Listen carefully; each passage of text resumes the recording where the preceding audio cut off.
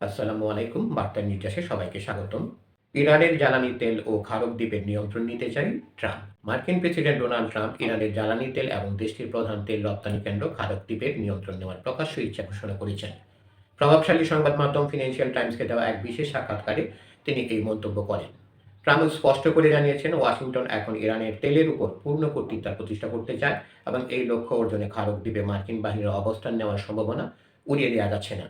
এই কৌশলকে তিনি লাতিন আমেরিকার দেশ ভেনেজুয়েলার উপর প্রযুক্ত মার্কিন নীতির সঙ্গে তুলনা করেছেন, যেখানে চলতি বছরের জানুয়ারিতে সামরিক অভিযানের মাধ্যমে দেশটির জ্বালানি খাতের উপর নিয়ন্ত্রণ আরোপের চেষ্টা চালিয়েছে যুক্তরাষ্ট্র। দর্শক, আরও সংবাদ পেতে আমাদের বার্তা নিউজ চ্যানেলটি সাবস্ক্রাইব করে আমাদের সাথেই থাকুন। সাক্ষাৎকারে ট্রাম্প অত্যন্ত সরাসরি ভাষায় বলেন, ইরানের জ্বালানি তেলের নিয়ন্ত্রণ নেওয়ায় এখন তার সবচেয়ে পছন্দের কাজ। তিনি এই পদক্ষেপের সমালোচনা করা ব্যক্তিদের বোকা হিসাবে অভিহিত করে নিজের অবস্থান দৃঢ়ভাবে তুলে ধরেন। খারক দ্বীপের গুরুত্ব উল্লেখ করে প্রেসিডেন্ট জানান, সেখানে মার্কিন বাহিনীকে কিছু সময়ের জন্য অবস্থান করতে হতে পারে। দ্বীপটির প্রতিরক্ষা ব্যবস্থা নিয়ে প্রশ্ন করা হলে তিনি আত্মবিশ্বাসের সঙ্গে দাবি করেন যে ইরানের সেখানে কার্যকর কোনো সুরক্ষা নেই এবং মার্কিন বাহিনী খুব সহজেই এর নিয়ন্ত্রণ নিতে সক্ষম হবে। ট্রাম্পের এই বক্তব্য ইঙ্গিত দিচ্ছে যে ওয়াশিংটন এখন কেবল আকাশপথের হামলায় সীমাবদ্ধ না থেকে ইরানের অর্থনৈতিক হৃৎপিণ্ড দখলের পরিকল্পনা করছে।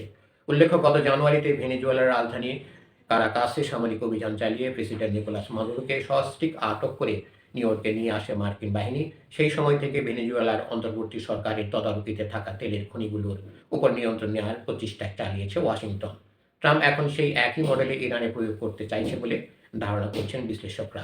বিশ্লেষকরা মনে করছেন, ইরানের মোট তেলের রপ্তানি প্রায় 90% যেখান থেকে পরিচালিত হয়, সেই খারক দ্বীপ দখল করা সম্ভব হলে তেহরান অর্থনৈতিকভাবে পুরোপুরি পঙ্গু হয়ে পড়বে। তবে একই ধরনের পদক্ষেপ আন্তর্জাতিক আইন ও আঞ্চলিক স্থিতিশীলতার জন্য বড় ঝুঁকি তৈরি করতে পারে। বর্তমান মধ্যপ্রাচ্যে চলমান যুদ্ধের প্রেক্ষাপটে ট্রাম্পের এই তেল দখল নীতি নতুন করে উত্তেজনার সৃষ্টি করেছে।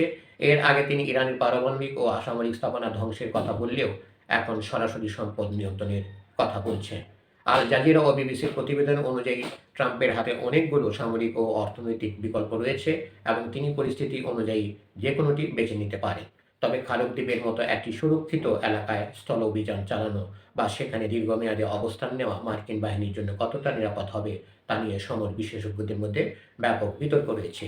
আপাতত ট্রাম্প প্রশাসন তেলের বাজার বা ইরানের অর্থ প্রবাহ পুরোপুরি বন্ধ করার লক্ষ্যেই এগুচ্ছে। ধন্যবাদ সবাইকে এতক্ষণ ধরে আমাদের সাথে থাকার জন্য। আরও সংবাদ পেতে আমাদের বার্তা নিউজ চ্যানেলটি সাবস্ক্রাইব করে আমাদের সাথেই থাকুন।